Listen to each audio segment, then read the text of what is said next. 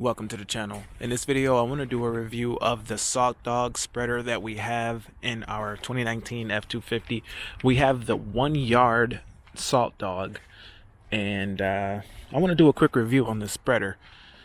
Now before I really get into the review, I want to talk about why you would even want to consider a 1 yard spreader when there's so many options out there for not that much more money. They got the 1.5 yard, they got the 2 yard, and they're not really that much more money.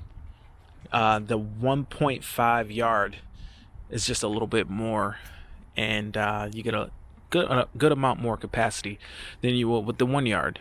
Now, the reason that I went with the 1 yard is the weight of the spreader itself is not that much. I believe this spreader weighs like something like 300 pounds. Now, being that it's such a light spreader, you can actually get a lot more out of the payload of your truck, especially when you're talking about an F250 that has a 10,000 pound payload, a 10,000 pound max vehicle gross weighting, not payload, but it has like a 3,000 pound payload. Well, once you put a 1,000 pound plow on the truck, you don't have that much payload left over for salting. So you know, you're going to be, even if we maxed out this spreader and filled it all the way up, we'd be overweight with the plow on. So being that it's a smaller spreader, it's just a lighter spreader, so more of your payload can go toward whatever else you're doing with your truck. Now, one of the cons to having this lighter spreader is you have to put some wood in it to prevent it from sliding forward.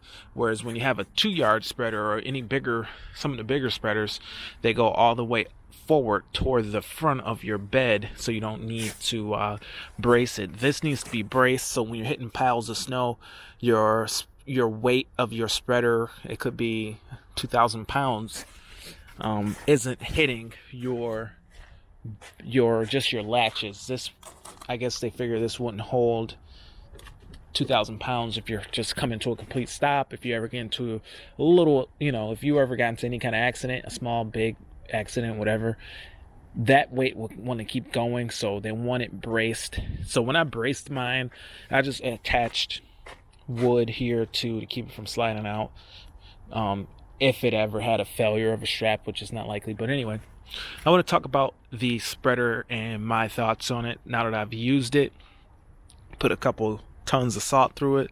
What do I think? How do I feel? And quite frankly, I'm impressed. The vibrator works good, spinner works good, auger didn't jam. There was a situation where we knew we didn't have time to get salt, so we got salt and let it sit in it for a couple days, and it was no issue. A couple things to watch out for. The wing nuts can be an issue. You almost got to put a tool on these wing nuts here. I actually lost these because I tried to just hand tighten them, so I went to the hardware and bought another one. You have to wrench them down, just not real tight, but just hand tight might not be enough. We lost the wing nuts on our here on our guard.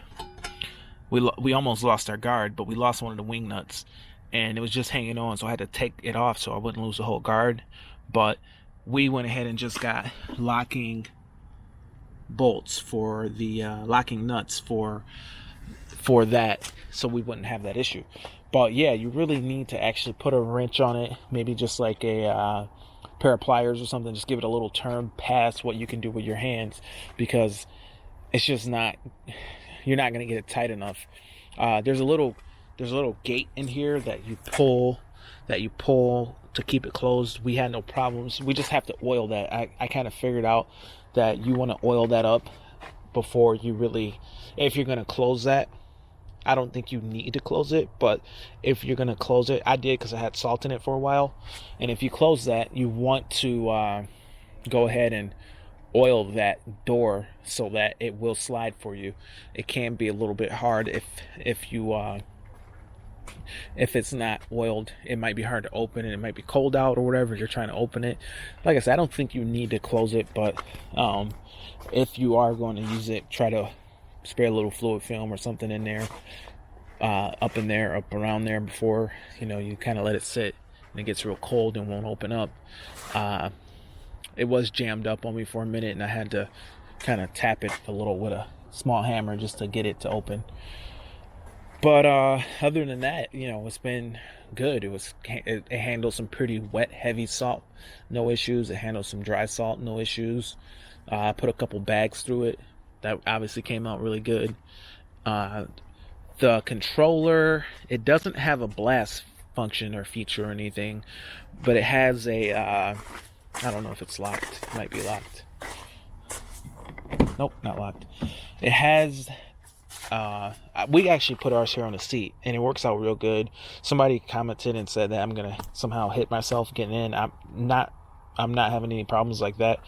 But we even though it doesn't have the blast button, it has the pause button, and once you pause it, you can kind of just turn it to where you want it, and that's your blast. So then you unpause it, and it'll blast what whatever. So it doesn't really need a blast, in my opinion. This location works out good because it goes down to my left hand. So when I'm plowing, see if I can get in here and show you, or when I'm salting, not plowing, when I'm salting, my hand just kind of goes here and does this thing, and if I'm looking out the window, I'll be looking out the window at what I'm doing, and my hand, it fits real good. It's really intuitive, I think, right here. But yeah, I'm impressed. This spreader, I believe, was like $3,600 or something like that. It wasn't cheap.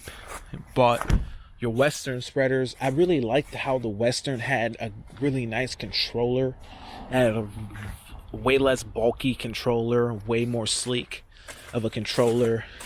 This one has a lot of hardware here actually in the controller, where the Douglas Dynamics did not. It had a lot smaller controller, and I would imagine more of the actual hardware is somewhere else on the vehicle, maybe on the spreader. So yeah, the controller's not quite as good, but it does work. It's somewhat digital, and it gets the job done. It's not as compact and sleek as what you get from Western or Douglas Dynamics, but at the end of the day, it does this thing. It doesn't have the fancy lid like the SaltDogg or like the Douglas Dynamics, but this lid has been okay. It's not had any problems. Throw your salt in it, cover it up, let it go overnight. It's fine. It's been performing good. So all in all, I do recommend it. They're affordable compared to some of the other products, and they're lighter. Like your Westerns were like 600 pounds. So now you're looking at adding 600 pounds. If you're in an area where they're really checking your weight, then you don't want to have an extra 300 pounds if you don't need it. So anyway, that's my review. I think it's a great spreader so far. We'll see how it goes. Everything that I read online points to these spreaders being pretty good, long-lasting spreaders. Even though it's a smaller spreader, it seems to carry the same components as the bigger, more expensive spreaders. So anyway, all in all, the SaltDogg's been good. I've been happy with it. Comment below, tell me what you think about this setup, and hope to hear from you soon. Thanks a lot. Bye.